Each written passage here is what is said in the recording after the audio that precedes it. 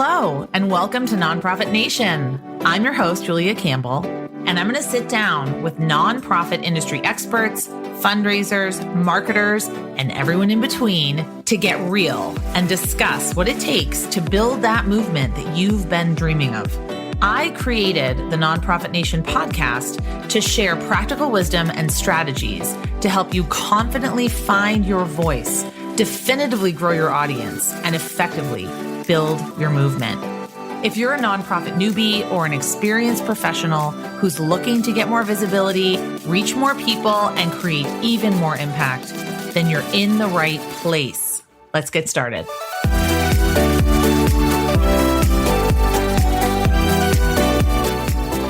Hello, everyone. Welcome back to Nonprofit Nation. I'm so thrilled that you've decided to join me today. I'm your host, Julia Campbell, and today I have a really extra special guest. We've been trying to coordinate and schedule, and I'm so thrilled to say that Yolanda F. Johnson is on the podcast today. Welcome, Yolanda.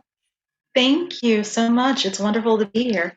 So, with more than 2 decades of experience in the nonprofit sector, Yolanda has had an outstanding career as a performing artist, which we're going to talk about all of this, as a composer, as a producer, as an educator, and has used her background as a performer to become a sought-after fundraising expert.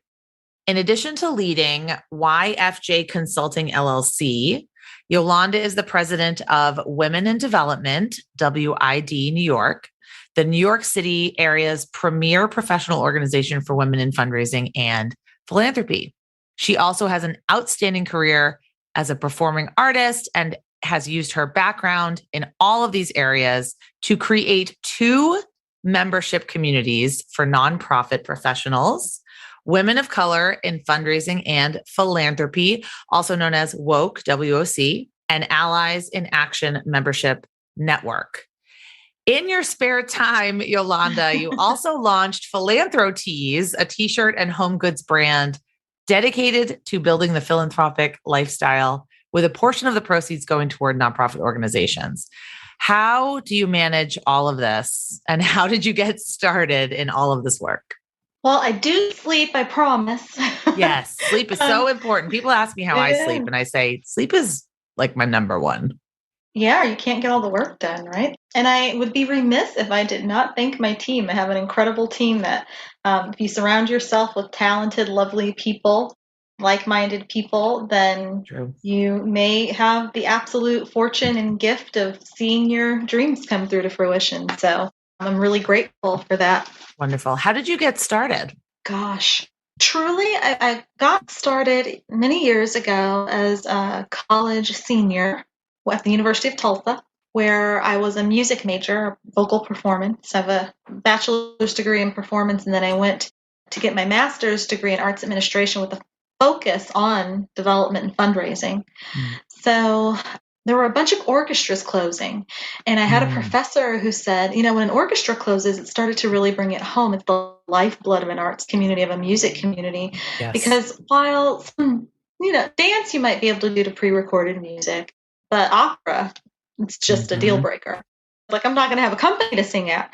And my professor said, well, what are you going to do about it? And there were these several different orchestras where you had like cellists moonlighting as executive directors who didn't have the fundraising or business administrative acumen to keep things going. And so I said, I'm going to make sure that I do something in my master's to keep the other side of the arts going strong so that I have places to sing. And, let's keep the nonprofit arts sector going strong, and music sector and performing arts, so that we can move it forward and not collapse like what was happening. And then I fell in love with it. So, even my senior year, I threw our first School of Music gala just from scratch because I've loved events since I was like 6 years old. But yeah, and just fell in love with it from there. Did a bunch of internships with Arts and Humanities Council, with the Philharmonic in town. Just really went after it full force, headed out to Ohio for my master's, and the rest is history, because there it was just this complete immersion and this pragmatic approach to keeping all of that good work going. And I learned so much about fundraising and about the nonprofit sector in that program, and then came back, and that was my life, is always finding this balance of getting all of that done. How do you feel that your background as a performer has influenced your fundraising career? Very much so. So I have a workshop called All the World's a Stage, and there's a version called All the World's a Virtual Stage as well. And Very apropos.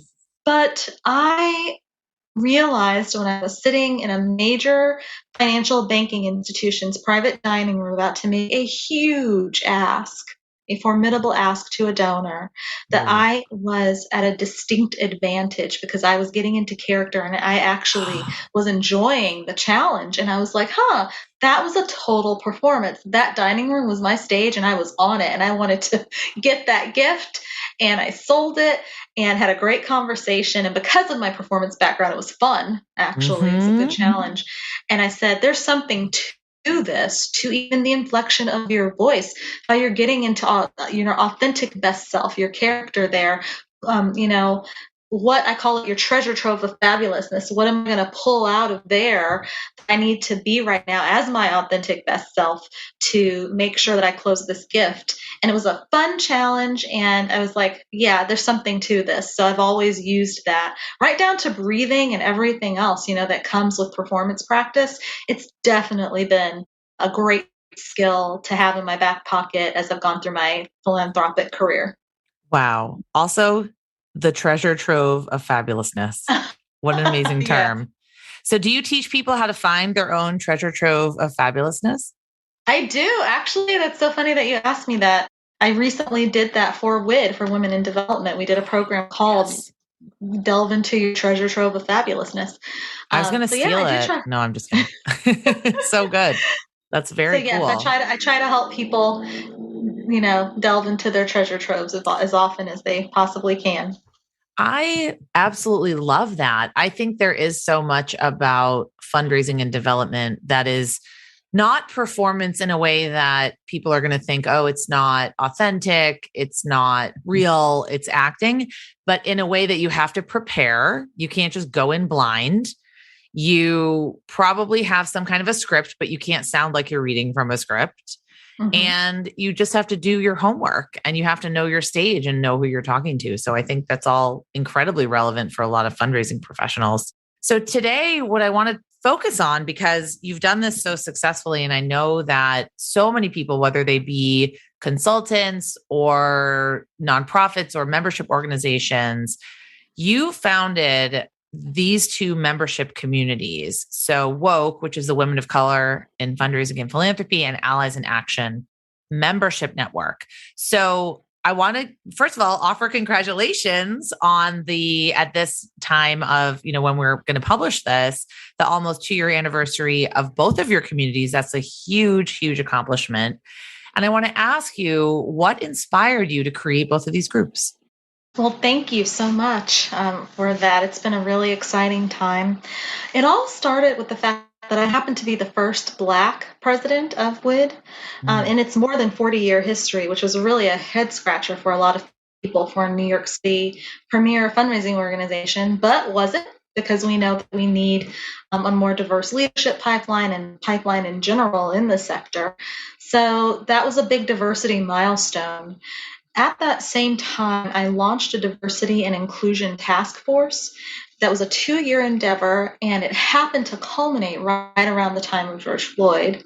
But before that, I've been working with women for over a decade. That's just been my heart in the philanthropic sector. So I had been doing roundtables with women of color, career roundtables. Even when the pandemic was happening, we were doing these roundtables and bringing people together. I'd always wanted to make sure that we were creating that pipeline through the work that I was doing with WID. So I've been in this space for many, many years. And what I started to recognize with the start of the racial justice movement, the current movement, is that the voices of the women of color had reached fever pitch to wanting a very particular space for the unique experience of being us in the philanthropic space. And so I created WOC. I sat on my couch. I thought of it. I thought of everyone I was hearing from of all of my experiences for so many years with WID. And I decided that, I learned from that task force that change takes time. And while you continue to move that work forward. And so, with WID, I started a standing committee on what we call IED. That's in my work, the theory of change. It's inclusion first instead of DEI. There's so many acronyms to that, though. Possible Is IED, just talk about that acronym and what it means. Well, for my work in the space, that one of the 4 pillars of my consultancy also with WID, it's reflected. You could have all the diversity in the world. You could have the metrics and you can have the numbers and you can have a bunch of unhappy people who do not feel they are included or they belong. And so while it's important to have the pipeline and have the numbers, you really have to start with making people feel included first. And so we start there, and then the focus starts there, and then on equity, and then on diversity. And it happens a lot with organizations now. You have to make sure you have an inclusive environment before you can even attract professionals of color. So theory of change is that the individual informs the change to the whole, and people change systems are things you hear me say a lot, but it all starts with that I. So I did all that work with WID. I've been working in the space with women for so long, and then decided to continue the work that I had been doing with the roundtables and everything else. And I said, we need WOC. And so I went ahead and did it. I didn't know exactly what would happen. And suddenly it just really took off. It was very much a needed thing at the time for the particular benefits that we were bringing to the sector and the structure that we have with the professional development. Our job board is second to none right now. We've got so many different things. We have the Radiant Leadership Institute that we launched. Oh, wonderful. Is that underneath the WOC brand? Yes. All of this is WOC.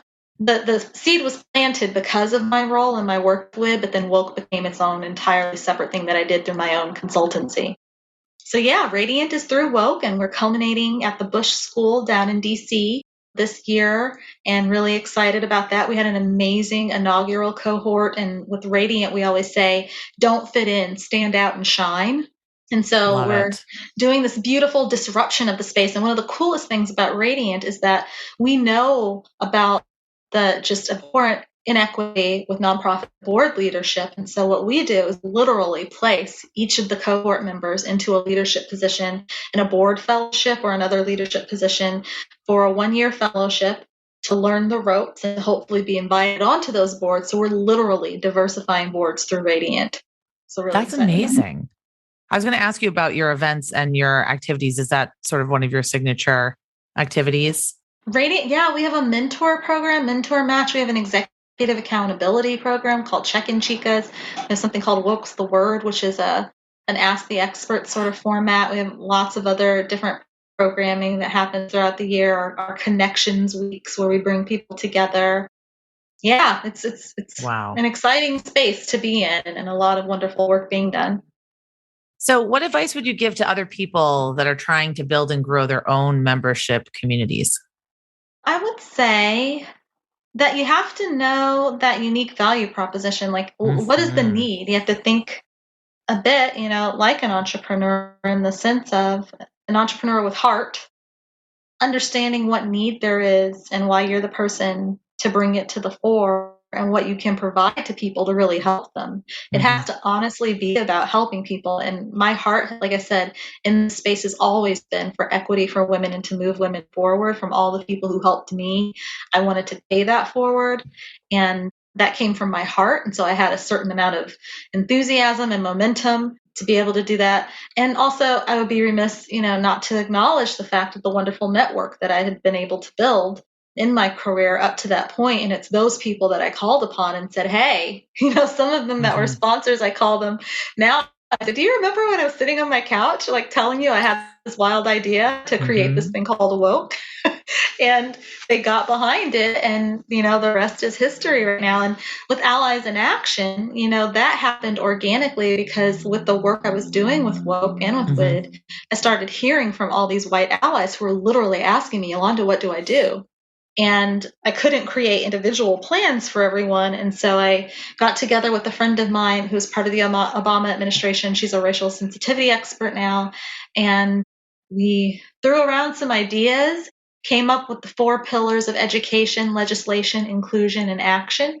Wow, And that's amazing. That action. sounds wonderful. Thank you. Yeah, thank you. I'm proud of the work. And action includes philanthropy. So, at the end of last year, we actually did philanthropic portfolio where we ranked and did all the vetting for organizations that support communities of color. We gave out 3 different $1,000 awards to the top 3 organizations and tried to just promote them and move them forward within the Allies community and the community at large within WOC. So that's been really rewarding work because it's so important. And with the pandemic, we were in such a situation of checking boxes or, we don't want to be performative with this.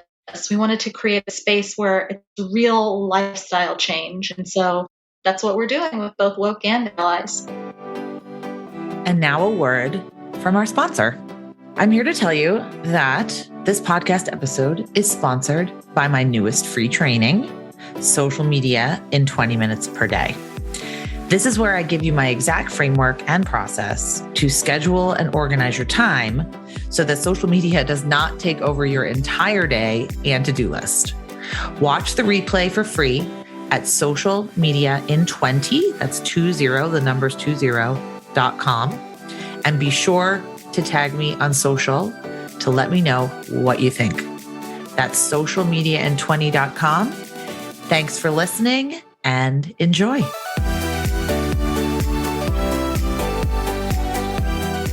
I love that you call it Allies in Action because as an ally myself, I feel like a lot of the work is performative. Unfortunately, like you said, I think we are ticking boxes. We're hiring consultants. We're saying, oh, we need more people of color on our boards. We need to hire more diverse people. We have no idea what that means. And nor do necessarily a lot of us really want to understand what that means and what the real change and systemic change involved means. So I appreciate that you call it Allies in Action. And I love that one of your pillars is action because I do believe in learning. I believe in edification, and I completely believe in gaining new experiences and reading and all of that. But at the end of the day, you got to put your money where your mouth is, right? You've got to donate to causes, call legislators. You really have to create that systemic change. So I think that's fantastic. I agree with that pillar. So how do you continually engage and connect with your members, especially in this virtual environment? Are you back to sort of in-person hybrid? How are you doing the connection and engagement? Well, started out virtually, and what we're planning to do throughout 2022 is something called WOC Around the World. And so that also includes Allies. And so we're having events in about 12 or 13 cities across the country. We'll also be over in the UK later on this year. And it's really exciting to bring people together and to establish those sort of in-person chapters. Slowly but surely, going to take advantage of the spring and the summer months as, things continue to evolve in the way that we live now. But really looking forward to transitioning to in person throughout this year. So we'll be everywhere from LA to the Bay Area to Chicago and Atlanta, of course, New York City around our anniversary date, be in Boston. Yes, Boston. When are you going to be in Boston? I'll let you know that for sure. We're confirming the date. Just as a real world tour. It is. It's really a tour, and we're super excited about it. The DC event we know will happen on the evening of May 6th because that is when we culminate the Radiant Institute. We figured out we might as well just celebrate and invite everybody over. So yeah, it'll be an exciting time for that. And we'll definitely keep you posted. That's wonderful. So who is your target audience? Current members, prospective members? For WOC Around the World? Yes. It's everybody. We want to see the people that we've already connected with virtually in person and celebrate. And, it's going to be such a celebration just to be like, I've emailed you a million times. You've come, I've seen you on Zoom, and now we're in the same room together. And it's great to see you and to be able to connect that way. So for the current community, it's bringing us together. For new friends and people we may not know already, we certainly welcome them. So it's really pretty broad. It's our foray into the in-person where we're just bringing everyone together who cares about our work. That's amazing.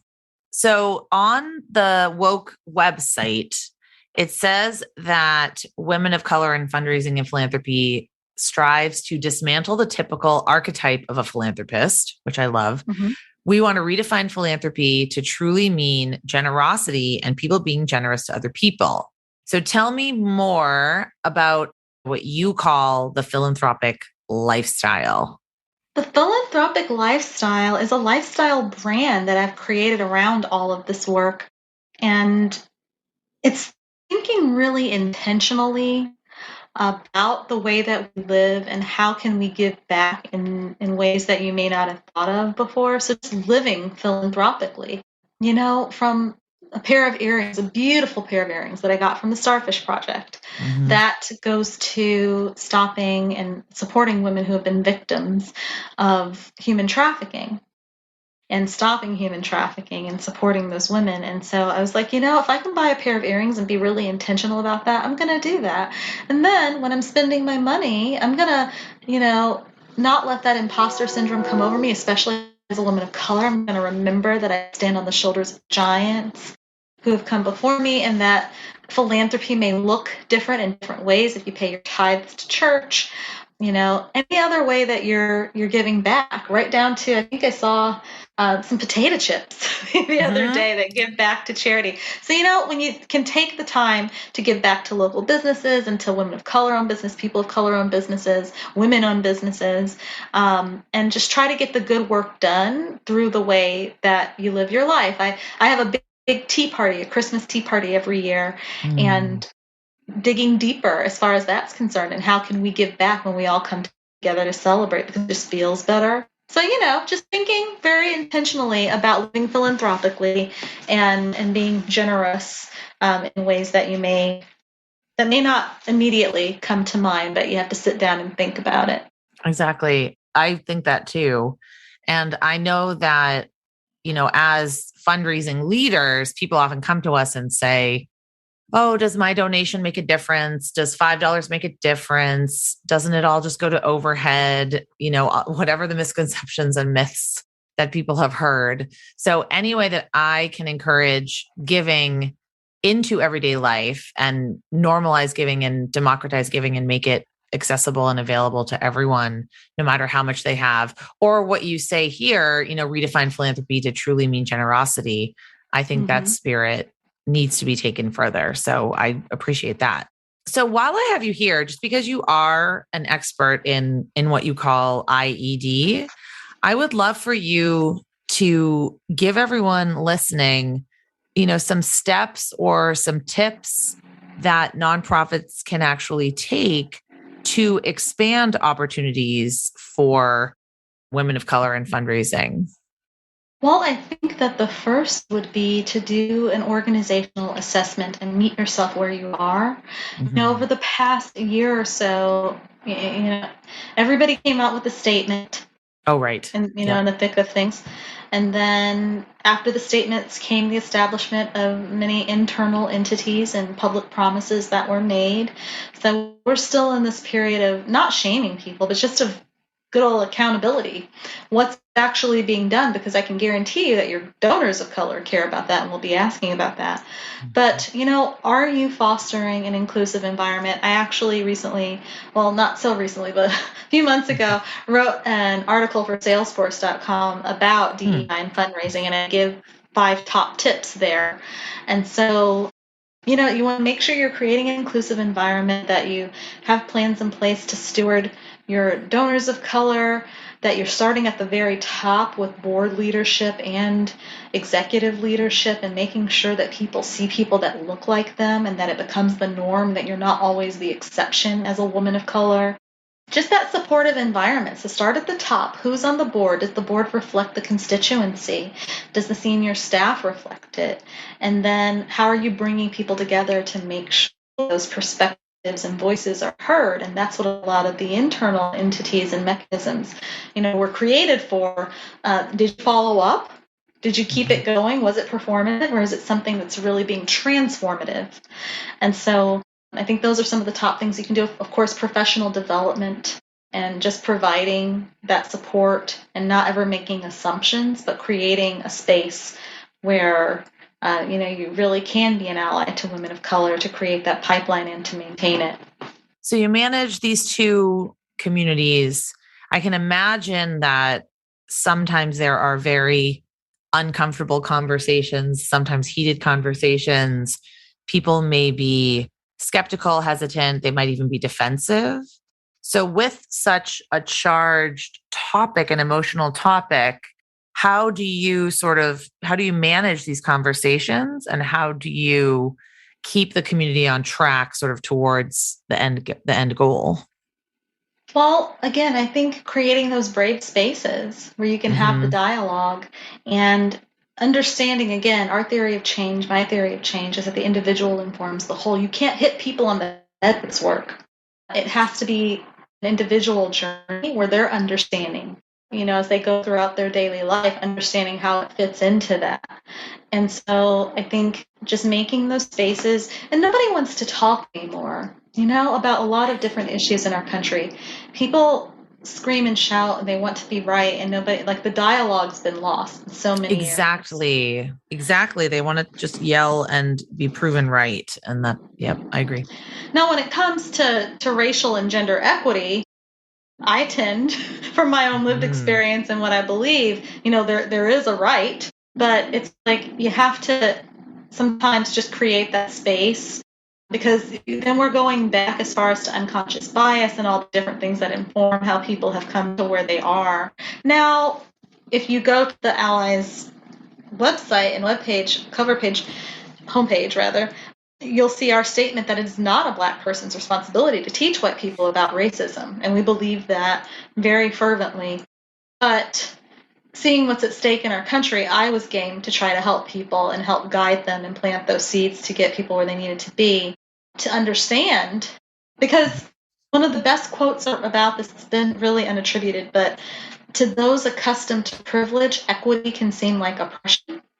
Yes. Say that again. To those accustomed to privilege, equity can seem like oppression. Yes.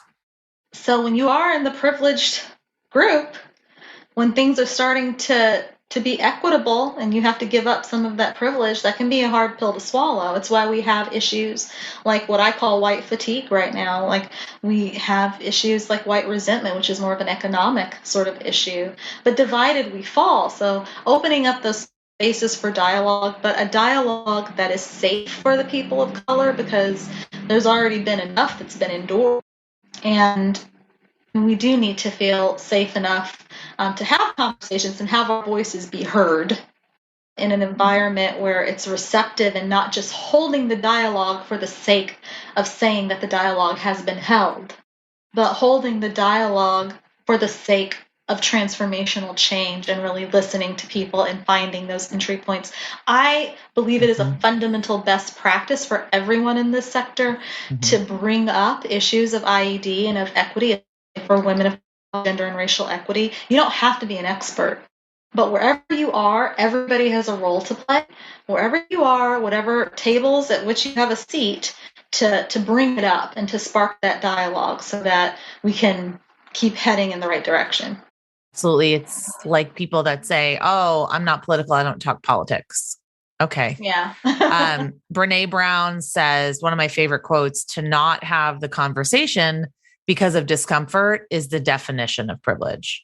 And I've always thought that, and that really stuck with me when I read that and when she said that, and I saw her speak, and I thought, that's absolutely right. Just to say, I don't want to talk about it. Well, that means that your life, your body, your very existence is not actually on the line.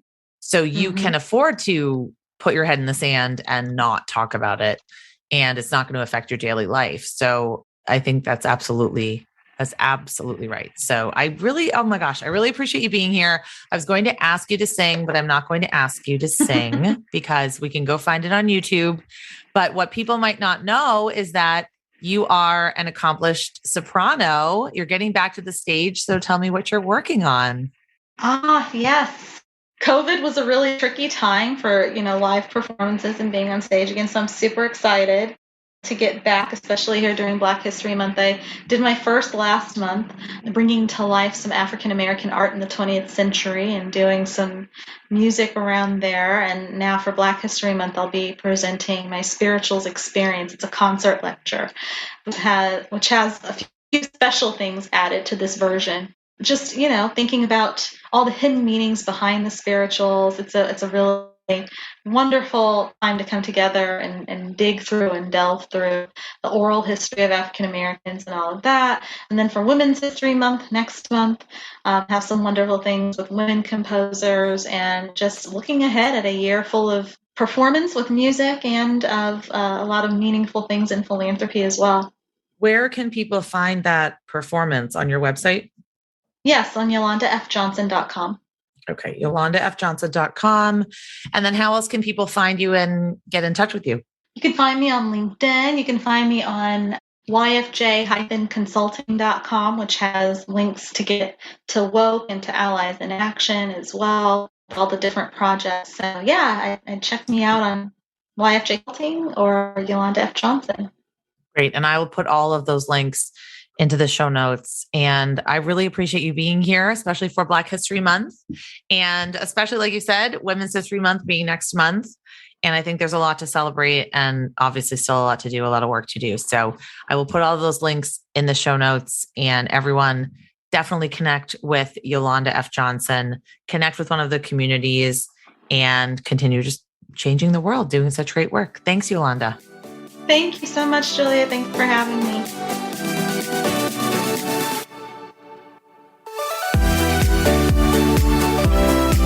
Well, hey there. I wanted to say thank you for tuning into my show and for listening all the way to the end. If you really enjoyed today's conversation, make sure to subscribe to the show in your favorite podcast app, and you'll get new episodes downloaded as soon as they come out. I would love if you left me a rating or a review, because this tells other people that my podcast is worth listening to. And then me and my guests can reach even more earbuds and create even more impact. So that's pretty much it. I'll be back soon with a brand new episode. But until then, you can find me on Instagram at Julia Campbell 77. Keep changing the world, you nonprofit unicorn.